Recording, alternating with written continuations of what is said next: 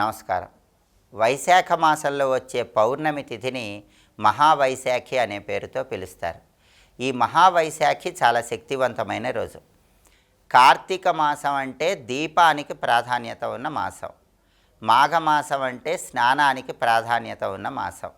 వైశాఖ మాసం అంటే దానానికి ప్రాధాన్యత ఉన్న మాసం. కాబట్టి సమస్త దోషాలు పోగొట్టుకోవాలంటే, సర్వశుభాలు చేకూరాలంటే వైశాఖ మాసంలో దానాలు నిర్వహించాలి. వైశాఖ మాసం మొత్తంలో చాలా శక్తివంతమైన రోజు వైశాఖ పౌర్ణమి. దీన్నే మహావైశాఖి అనే పేరుతో పిలుస్తారు.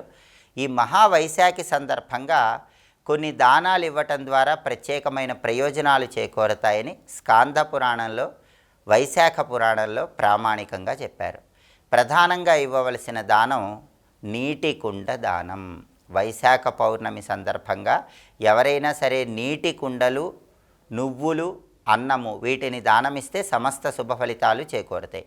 12 నీటి కుండలను అన్నంతో పాటు ఎవరికైనా దానంగా ఇచ్చినట్లయితే వాళ్ళకి గోదానం చేసిన ఫలితం కలుగుతుందని స్కాంద పురాణంలో చెప్పారు. అలాగే కృష్ణాజనం అంటే జపం చేసుకోవటానికి ఉపయోగించే ఆసనం కృష్ణాజనం ఎవరికైనా దానంగా ఇచ్చినట్లయితే వాళ్ళకి భూదానం చేసిన విశేషమైన ఫలితం కలుగుతుంది. అలాగే తేనె, తిలలు కలిపి దానం ఇవ్వటం ద్వారా మనోభీష్టాలు సులభంగా నెరవేర్చుకోవచ్చు. అంటే మీకు మనసులో ఏవైనా కోరికలు ఉంటే ఆ కోరికలు ధర్మ మార్గంలో నెరవేరాలంటే వైశాఖ పూర్ణిమ సందర్భంగా తేనె, నువ్వులు ఈ రెండింటిని కలిపి ఎవరికైనా దానం ఇవ్వండి. అలాగే స్నానం చేసే నీటిలో కూడా తెల్ల నువ్వులు కలుపుకొని ఆ నీళ్ళతో స్నానం చేయటం, తర్వాత దేవతార్చన చేసేటప్పుడు కూడా పదార్థాలలో తెల్ల నువ్వులు కలిపిన పదార్థాలు దేవతలకు నైవేద్యంగా సమర్పించి ప్రసాదంగా స్వీకరించటం, దాంతోపాటుగా పితృతర్పణాలు ఇవ్వటం ద్వారా వైశాఖ పూర్ణిమ సందర్భంగా విశేషమైన శుభ ఫలితాలు సిద్ధింపజేసుకోవచ్చు. అదేవిధంగా శివాలయాల్లో గళంతికా దానం ఇస్తే అద్భుత ఫలితాలు కలుగుతాయని స్కాంద పురాణంలో చెప్పారు. గళంతికా దానము అంటే అర్థం ఏంటంటే వైశాఖ పౌర్ణమి రోజు పరమేశ్వరుడికి నిరంతరాయంగా అభిషేకం జరిగే విధంగా ఒక నీటి పాత్రను ఏర్పాటు చేస్తే దాన్ని గళంతికా దానము అనే పేరుతో పిలుస్తారు.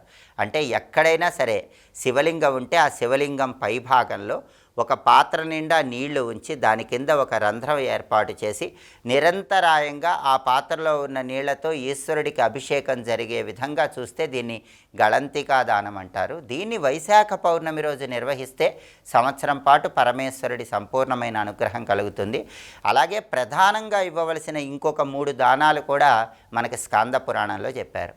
గొడుగు, పాదరక్షలు, విసనకర్ర. ఈ 3 కూడా వైశాఖ పౌర్ణమి రోజు చాలా శక్తివంతమైన దానాలు. ఈ 3 దానాలు ఎవరు ఇచ్చినా సరే వాళ్ళకి జన్మజన్మల పాపాలన్నీ పోగొట్టుకొని సమస్త శుభ ఫలితాలను సిద్ధింపజేసుకోవచ్చు.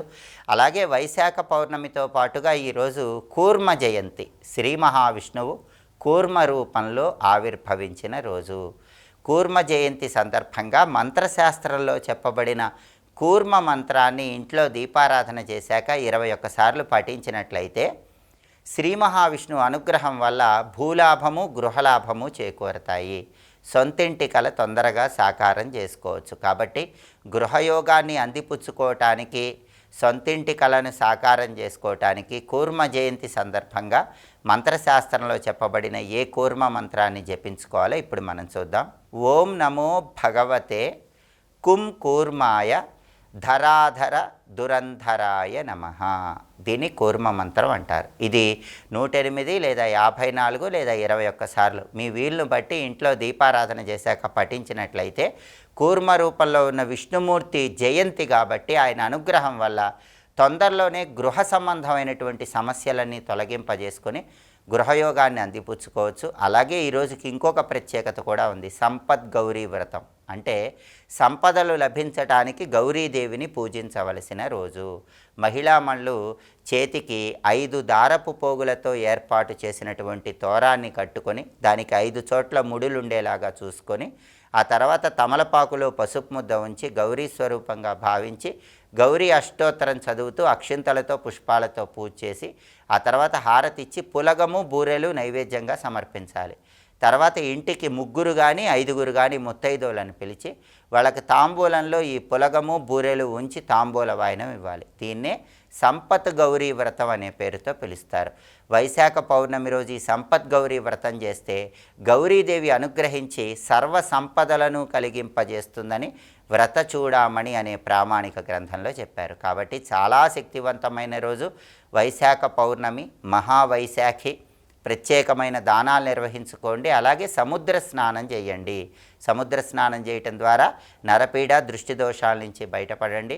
సంపద్గౌరీ వ్రతం చేసుకోండి. అలాగే ఈరోజు కూర్మ జయంతి కూడా వచ్చింది కాబట్టి కూర్మ రూపంలో ఉన్న విష్ణుమూర్తి అనుగ్రహం ద్వారా గృహయోగాన్ని త్వరగా సిద్ధింపజేసుకోవటానికి ఏ మంత్రం జపించుకోవాలో ఇంకొకసారి చూద్దామా మరి. ఓం నమో భగవతే కుంకూర్మాయ ధరాధర దురంధరాయ నమః మంత్రజపం చేయండి. సమస్త శుభ ఫలితాలను సిద్ధింపజేసుకోండి. స్వస్తి.